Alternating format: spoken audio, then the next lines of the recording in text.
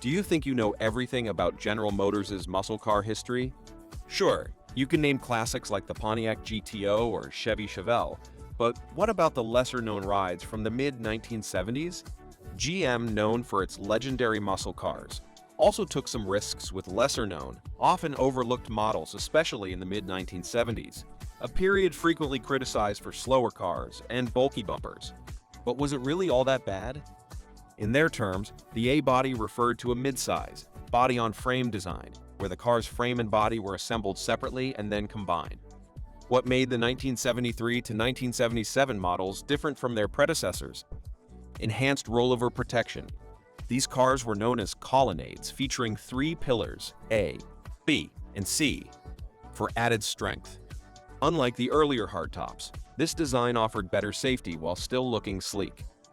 With computer-aided suspension, these bodies had the potential to be real performers. So, could safety and style really go hand in hand? In the colonnade bodies, they certainly did. The GMA body platform, used from 1973 to 1977, may have been forgotten by some, but it brought unique designs, strong chassis, and serious potential for modification. Do you remember the cult classic Cannonball Run with Burt Reynolds, Sammy Davis Jr., and Farrah Fawcett? If so, you might recall the Chevy Laguna that stole the show, dressed in full NASCAR livery. The Laguna wasn't just a movie star, it was a stock car racing favorite.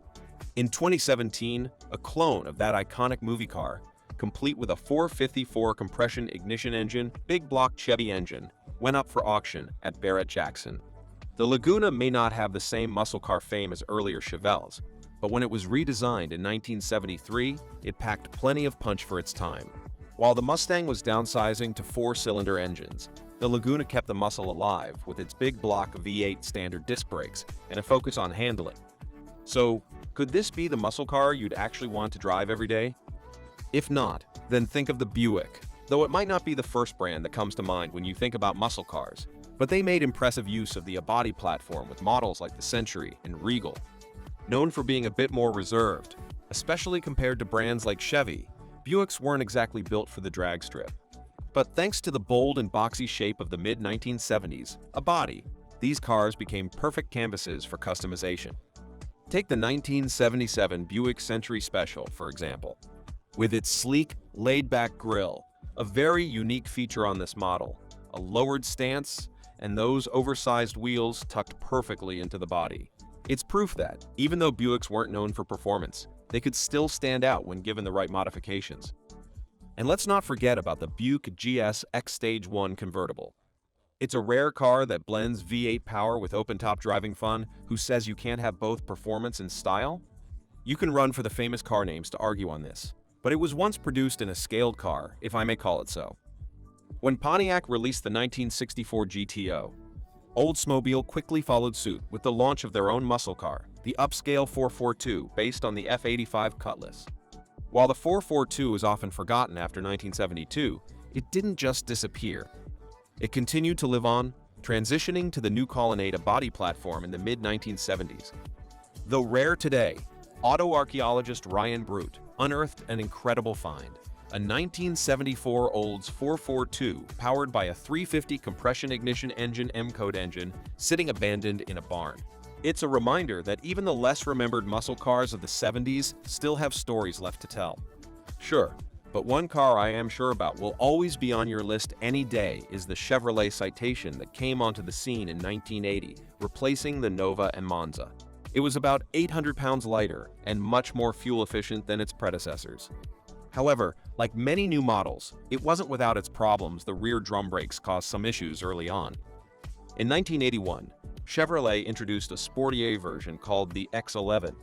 This model featured a high-output 2.8-liter V6 with a feedback carburetor, along with a high-flow exhaust and a cowl induction hood. Sure, 135 horsepower doesn't sound like much today, but back then, it was impressive for such a lightweight car.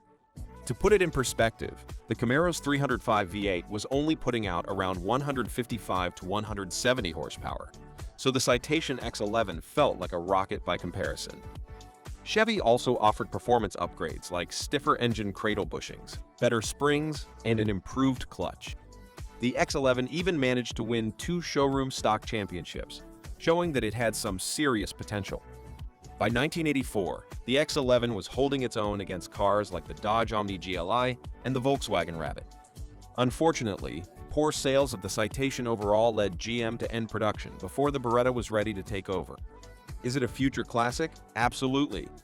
Some cars from the past would take inspiration from people's names, not always directly, but often as a subtle nod to their legacy.